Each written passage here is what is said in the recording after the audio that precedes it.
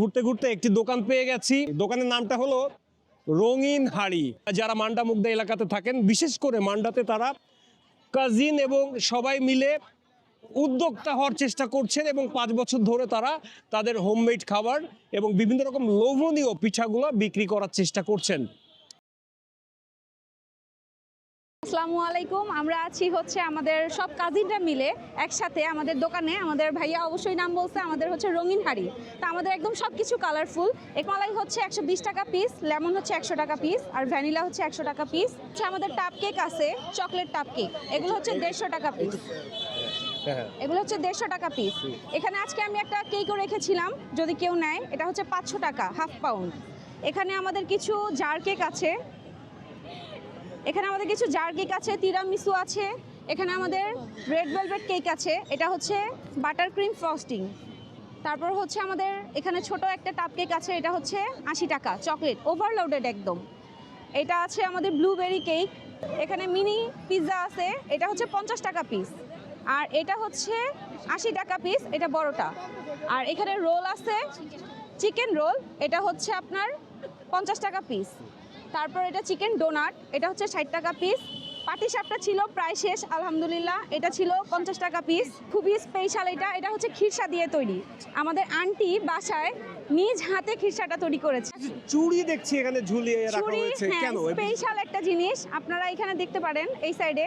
এটা হচ্ছে আমার ভাগ্নি বানিয়েছে, অলরেডি আমাদের সব শেষ হয়ে গিয়েছে। আমাদের হচ্ছে আরেকটা আছে কানের দুল আর হচ্ছে আংটি, এগুলো দেখতে পারেন। এগুলো একসাথে আপনারা কম্বাইনলি এটা সেল করছেন।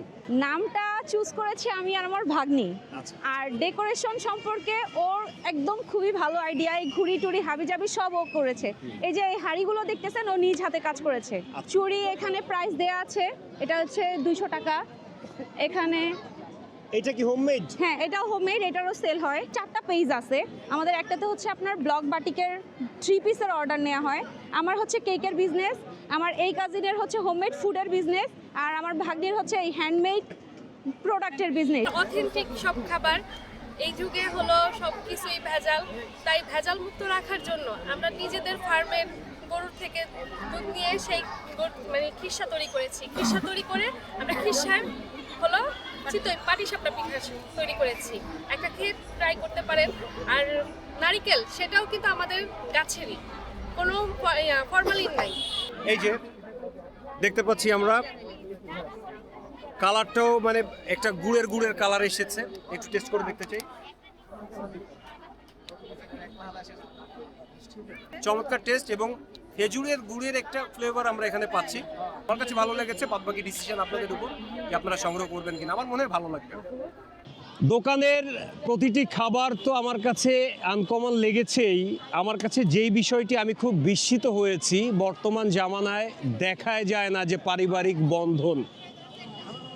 একটি দোকানে এতগুলো মানুষ একসাথে সম্মিলিতভাবে কাজ করতে পারে, এটি একটি উদাহরণ হতে পারে যে একান্নবর্তী পরিবারের একটি সাইন তাইরা তৈরি করেছে, যে সাইন দিয়ে আমরা বুঝতে পারি যে এখনও সেই বন্ডিংটা, একান্নবর্তী পরিবারের বন্ডিংটা ঢাকা শহরের মতো জায়গায় রয়েছে। কেউ চুড়ি তৈরি করছেন বাসায়, কেউ কেক তৈরি করছেন বাসাতে, কেউ বা স্যান্ডউইচ করছেন, কেউ বা বিভিন্ন রকম পিঠা তৈরি করছেন।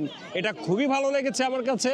আমি পার্সোনালি আমার জায়গা থেকে বলবো, আমি তাদের উত্তরোত্তর সাফল্য কামনা করি এবং তাদের এই পেজ, তাদের এই খাবার ছড়িয়ে পড়ুক সারা বাংলাদেশ ব্যাপী। দর্শক, আজ এ পর্যন্তই। আজ আমি এই রঙিন হাড়ি স্টল থেকে বিদায় নিচ্ছি। পরবর্তীতে অন্য কোথাও অন্য নতুন কোনো খাবার বা নতুন কোনো ভিডিও নিয়ে আবার আপনাদের সামনে হাজির হব। ততক্ষণ পর্যন্ত সবাই ভালো থাকবেন, সুস্থ থাকবেন। আল্লাহ হাফেজ।